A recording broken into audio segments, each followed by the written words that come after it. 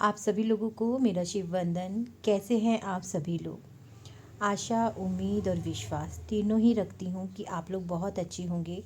शिव की कृपा आप लोगों पर बिल्कुल होगी। जीवन में जो भी परेशानियाँ, जो भी दुख, जो भी कष्ट इस समय पर आप लोग झेल रहे हैं, इस समय पर आप लोग महसूस कर रहे हैं, शिव की कृपा से उन सभी कष्टों से बाहर निकलने के रास्ते आपको ज़रूर मिलेंगे। शिव का आशीर्वाद आप सभी लोगों पर निरंतर बना रहेगा।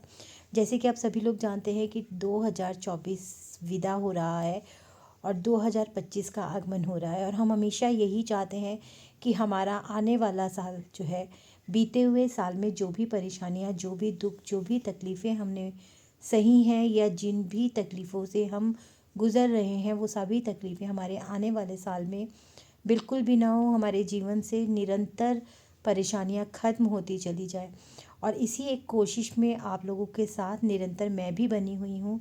कोशिश कर रही हूँ कि कुछ ऐसे उपाय आप लोगों के लिए लेकर के आऊँ जिन उपायों को हर व्यक्ति कर सके। हर व्यक्ति कर सके मतलब कि जब भी हम परेशान होते हैं, जब भी हम मुसीबतों में होते हैं, जब भी परिस्थितियाँ हमारे विपरीत होती हैं, तो कहीं ना कहीं क्या होता है, हम ईश्वर के और ज़्यादा नज़दीक आ जाते हैं, क्योंकि हमें लगता है कि एक वही है जो हमें इन परेशानियों से बाहर निकाल सकता है। तो ऐसी स्थिति में हम बहुत कुछ करना चाहते हैं, बहुत कुछ करते हैं, लेकिन कई बार क्या होता है कि हमारी परिस्थितियाँ बिल्कुल हमारे विपरीत होती हैं, यानी कि वो समय पर हमारे लिए छोटी छोटी चीज़ें भी बहुत बड़ी हो जाती हैं और हम उपाय में पूरी सामग्री को जुटाने में असमर्थ होते हैं। तो इसीलिए कोशिश कर रही हूँ कि बहुत छोटे छोटी सामग्री के साथ, बहुत छोटे छोटे उपाय, लेकिन उपाय ऐसे जो कि प्राचीनतम हमारे शास्त्रों से, हमारे ग्रंथों से लिए हुए हैं, जिनका महत्व बहुत बड़ा है, जिनके कहना चाहिए परिणाम बहुत सुखद हैं, और हर एक व्यक्ति को उसमें सफलता ज़रूर मिलती है। लेकिन देखिए, हमेशा एक ही बात कहती हूँ कि सबसे बड़ी चीज़ क्या होती है ना, हम कुछ भी करें, चाहे बड़ा उपाय करें, चाहे छोटा उपाय करें, चाहे कोई तांत्रिक उपाय करें, चाहे कोई सात्विक उपाय करें, या कितना भी कुछ हम ऐसा करें, लेकिन अगर हमारा विश्वास उस चीज़ में नहीं है, उस चीज़ को आजमाने के लिए हम किसी चीज़ को करते हैं ना, तो वो चीज़ें कभी भी सफलता को प्राप्त नहीं करती हैं, क्योंकि उसमें सबसे बड़ी चीज़ हमारा संदेह शामिल हो जाता है। और जब किसी चीज़ में संदेह होता है ना, तो पूरी तरीके से आपकी एकाग्रचित्तता, पूरी तरीके से आपकी पवित्रता, पूरी तरीके से आपका जो आपको उस उपाय में लगना चाहिए वो नहीं लग पाता है। और उसी की वजह से होता यही है कि कहीं ना कहीं आपको या तो उसके शुभ परिणाम प्राप्त नहीं होते हैं, या परिणाम बहुत ही धीरे धीरे धीरे प्राप्त होते हैं, और आपको लगता है कि देखा, मैंने तो पहले ही कहा था ये उपाय कोई कारगर साबित नहीं होगा। क्या ये छोटे छोटे से उपाय मेरे जीवन को बदल सकते हैं, जब इतना बड़ा बड़ा मैंने सब कुछ किया है? लेकिन यकीन रखिए, कई बार क्या होता है ना, एक बहुत छोटी सी गोली वो काम कर जाती है जो बड़े बड़ी गोलियां नहीं कर पाती, बड़ी बड़ी दवाइयाँ नहीं कर पाती। तो ऐसा ही एक बहुत ही खास उपाय आज मैं आप लोगों के लिए लेकर के आई हूँ। जैसा कि आप लोग सभी जानते हैं कि कल यानी कि 16 तारीख से खर मास प्रारंभ हो रहा है, और ऐसा कहा जाता है कि खर मास के समय पर अगर विष्णु जी की पूजा, तुलसा जी की पूजा, दान धर्म अगर किया जाए तो ये बहुत ही ज़्यादा अच्छा होता है। इसके शुभ परिणाम आपको प्राप्त होते हैं। तो उसी के चलते आज मैं आप लोगों के लिए खर मास की अमावस्या, यानी कि जो हमारे इस साल 2024 की भी आखिरी अमावस्या इस साल की, उस पर आपके लिए एक बहुत ही विशेष उपाय लेकर के आई हूँ। ये उपाय बहुत ज़्यादा फलीभूत होता है, इसके प्रभाव अत्यंत प्रभावकारी होते हैं, और विशेष रूप से ये नकारात्मक ऊर्जाओं को, शत्रु बाधाओं को, धन की कमी और जीवन में आ रही परेशानियों को दूर करने का उपाय है। ये उपाय बहुत ज़्यादा, ये कहूँगी कि प्राचीनतम और एक प्रभावशाली उपाय है। इसका कोई भी नुकसान नहीं है। वैसे तो देखिए, ये उपाय जो होता है, क्योंकि बहुत प्राचीन और अमावस्या पे किया जाने वाला उपाय है, तो रात्रि के समय इस उपाय का एक विशेष ही महत्व होता है। लेकिन क्योंकि रात्रि के समय हर कोई इस उपाय को नहीं कर सकता, तो इस उपाय को करने के लिए या तो ब्रह्म मुहूर्त 4 बजे से 6 बजे का समय, या अभिजीत मुहूर्त है 11:30 बजे से 12:30 बजे का समय, या शाम को सूर्य के अस्त होने से 1 घंटे पहले आप इस उपाय को करेंगे तो भी आपको इस उपाय का पूरा प्रभाव प्राप्त होगा, पूरा आपको इस उपाय के फल प्राप्त होंगे। अब आपको करना क्या है, अधिक मास की अमावस्या के लिए ये एक बहुत ही विशेष उपाय है। आपको करना ये है कि पूजा का एक स्थान तैयार करना है, यानी कि जहाँ पर भी आप पूजा करेंगे वो स्वच्छ स्थान हो चाहिए, साफ़ सुथरा होना चाहिए, वहाँ की एनर्जी अच्छी होनी चाहिए। आप इसको अपनी पूजा में बैठ कर के करें तो और भी प्रभावकारी है। आपको इसको रात्रि के समय करना है या दिन के समय करना है, सुबह के समय करना है, ये आप अपने आप तय करेंगे। आपको बस करना यही है कि आपको ईशान कोण में, अगर संभव हो सके तो ईशान कोण ही चुनेगा, यानी कि उत्तर पूर्व के कोने में बैठ कर के आपको इस उपाय को करना है। अगर आपका मंदिर उत्तर पूर्व के कोने में है तो बहुत ही अच्छी बात है, लेकिन अगर किसी वजह से ऐसा संभव नहीं है तो भी आप एक पवित्र जगह पर बैठकर अपने मंदिर में बैठ के इस उपाय को कीजिए। इसके लिए जो आवश्यक सामग्री है वो सामग्री है कि एक शुद्ध मिट्टी का या तांबे का दीपक। लेकिन मैं यहाँ पर यही कहूँगी कि अगर आप इसके लिए मिट्टी का दीपक ले तो बहुत ही अच्छी बात है।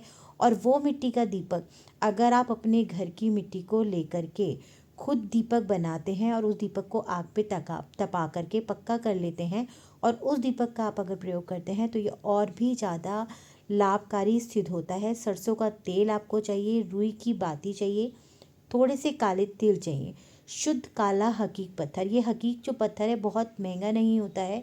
ये पत्थर आप बाज़ार से ख़रीद सकते हैं, ये आपको ऑनलाइन भी मिल सकता है, या जहाँ पर भी ये स्टोन्स वगैरह मिलते हैं वहाँ से ये पत्थर आपको मिल सकता है।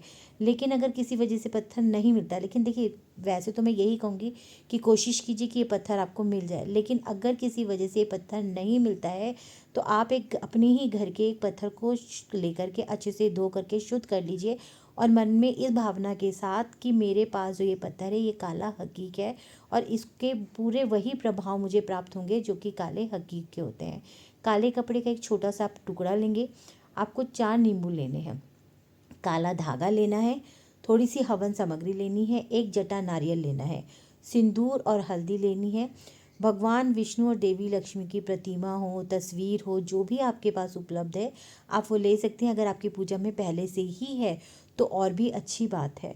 अब आपको करना है, पूजा की जो शुरुआत करनी है वो कैसे करनी है। आपको स्नान करके शुद्ध हो जाना है और सफ़ेद वस्त्र जो है या पीले वस्त्र आपको धारण करने हैं। उत्तर पूर्व की दिशा की तरफ मुख करके आप बैठेंगे। सामने एक साफ स्थान पर भगवान विष्णु और देवी लक्ष्मी की प्रतिमा रख लेंगे, यानी कि आप एक चौकी भी रख सकते हैं। उस चौकी के ऊपर एक कपड़ा बिछा करके भगवान विष्णु और माँ लक्ष्मी देवी की आप प्रतिमा, फोटो जो भी आपके पास है उसको आप रख लेंगे। दीपक की स्थापना करेंगे और ध्यान लगाएंगे। मिट्टी के दीपक में सरसों का तेल भरें और उसमें रुई की बत्ती रखें। दीपक के चारों ओर थोड़े से काले तिल छिड़क देंगे आप, यानी कि दीपक को रख करके उसमें रुई की बाती तेल डाल करके और चारों तरफ थोड़े से काले तिल छिड़क करके दीपक को जलाएंगे और भगवान विष्णु का ध्यान करेंगे। भगवान विष्णु का ध्यान करते हुए भगवान विष्णु की तुलसी की माला से 108 बार इस मंत्र का जाप करेंगे, ओम नमो भगवते वासुदेवाय, ओम नमो भगवते वासुदेवाय। इसके बाद आपको करना ये है कि काले कपड़े पर काले हकीक को रख करके इस मंत्र का जाप करना है और इस मंत्र का जाप भी आप 108 बार करेंगे। ओम क्लीम ह्रीम श्रीम महालक्ष्मी नमः, ओम क्लीम ह्रीम श्रीम महालक्ष्मी नमः। इस मंत्र का भी आपको 108 बार जाप करना है। उसके बाद आपको क्या करना है, जो 4 नींबू आपको मैंने बोला कि लेने हैं, उन चारों नींबू पर सिंदूर से त्रिकोण बनाएंगे। ठीक है, त्रिकोण बनाने के बाद उनमें थोड़े थोड़े से तिल आप चारों नींबू पर रख देंगे और चारों नींबू को अपने पूजा के 4 कोने पे, जहाँ पे भी आप पूजा कर रहे हैं उस जगह पे आपने जहाँ चौकी लगाई है 4 कोनों पर उस नींबू को आप रख देंगे। चारों नींबू को उस कोने पर रखने के बाद आप जब पूजा करेंगे तो पूजा समाप्त होने के बाद उन नींबू को किसी सुनसान जगह पर आपको फेंकना है। यानी कि आप पूरी पूजा समाप्त करने के बाद जब आप उठ जाएंगे तब आप उठ करके वहाँ से वो नींबू उठाएंगे और उनको किसी सुनसान जगह पर फेंक करके आ जाएंगे। उसके बाद आपको करना क्या है, देखिए नींबू फेंकने से पहले आप अगर हवन करना चाहते हैं, अगर संभव है तो हवन जो है आपको गुड़, काले तिल और चावल और घी को मिला करके आपको सामग्री तैयार करनी है और 11 बार हवन में आहुति देनी है। हवन में जो आहुति देंगे वो मंत्र है, ओम नमो भगवते वासुदेव स्वाहा, ओम नमो भगवते वासुदेवाय स्वाहा। इस मंत्र की 11 आहुति आप जो है उस हवन में देंगे और एक नारियल का आपको प्रयोग करना है। जटा नारियल जो मैंने आपके पास रखवाया था, नारियल के ऊपर सिंदूर लगाकर उसे भगवान विष्णु और देवी लक्ष्मी जी के चरणों पर अर्पित करेंगे। और जब आपकी पूरी पूजा समाप्त हो जाएगी तो उस जो आपके पास नारियल उसको जल में प्रवाहित कर देंगे। देखिए, कहीं पर अगर ऐसा होता है कि जल प्रवाहित करने के लिए जल नहीं है तो आप उसको विष्णु मंदिर में ही छोड़ करके आ जाइए। भगवान विष्णु का जहाँ पर मंदिर होगा, भगवान विष्णु के चरणों में आप उस नारियल को रख करके आ जाएंगे। ये पूजा जो है बहुत ही विशेष परिणाम देने वाली पूजा है। पूजा समाप्ति के बाद जो काला धागा आपको दिया का रखवाया गया था, उस काले धागे को आप अपने हाथ में बांध दीजिए। ऐसा करने से होता, दाहिने हाथ में आपको बांधना है। ऐसा करने से होता क्या है कि आपको एक पूरा का पूरा शुभ प्रभाव जो होता है, जो पूजा आपने करी है, जो पूजन आपने किया है, उसका शुभ प्रभाव जो है आपको प्राप्त होता है। ये जो उपाय मैं बता रही हूँ, इस उपाय के करने से धन की समस्याएं समाप्त होती हैं, घर में सुख शांति आती है, नकारात्मक ऊर्जाएं, बुरी नज़र, शत्रुओं से मुक्ति मिलती है, देवी लक्ष्मी की कृपा प्राप्त होती है और जीवन में समृद्धि का संचार होता है। ये उपाय पूरी श्रद्धा और विश्वास के साथ करें। और अमावस्या की रात को कर रहे हैं तो रात को करें, दिन में कर रहे हैं सुबह कर रहे हैं, या फिर आप शाम को सूर्य ढलने से 1 घंटा पहले कर रहे हैं, तो इसका प्रभाव आपको पूरी तरीके से प्राप्त होगा। ये बहुत ही कारगर उपाय है। यही कहूँगी कि करके ज़रूर देखिएगा। खर मास के लिए बहुत से ऐसे उपाय मैं आप लोग के लिए लेकर के आऊँगी, क्योंकि ये मास जैसा कि मैंने कहा है, पूजा पाठ, दान धर्म, इन सब चीज़ों को अगर हम करते हैं तो इसके फल हमें ज़रूर प्राप्त होते हैं। तो इस उपाय को आप ज़रूर कीजिएगा। अगर आपको लगता है उपाय करने से या उपाय करने के कारण अगर आपको लगता है कि आपको शुभ फलों की प्राप्ति हो रही है, तो अपने अनुभव जो है ज़रूर साझा कीजिएगा। जैसे कि हमेशा कहती हूँ कि आपका एक छोटा सा अनुभव न जाने कितने लोगों के जीवन को परिवर्तित कर सकता है। और वैसे भी हमेशा एक बात और आप लोगों से कहती हूँ कि ये जो हमारा जन्म है ना, ये जन्म जो है इसी पर्पज़ से हुआ है कि हम अपने साथ साथ किसी का भला कर सकते हैं। तो मान लीजिएगा कि आपका ये जीवन सार्थक होता है। चलिए, इसी के साथ आप सभी लोगों को मेरा शिव वंदन। ऐसे ही आप लोगों के साथ जुड़ती रहूँगी, मिलती रहूँगी और छोटे छोटे उपाय लेकर के आती रहूँगी।